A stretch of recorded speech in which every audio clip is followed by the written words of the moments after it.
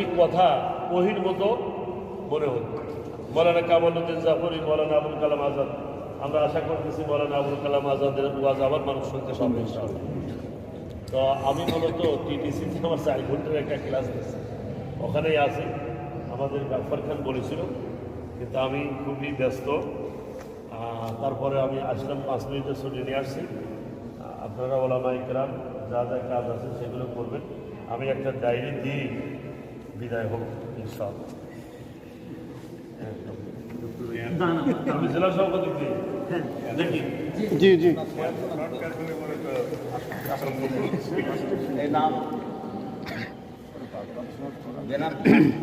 হ্যাঁ, সবাইকে দেওয়া যাবে, সমস্যা নেই। সবাইকে দিয়ে এটা করুন। জি জি, ব্যানার সেটা বসা লাগবে। আপনি এখন হ্যাঁ জি।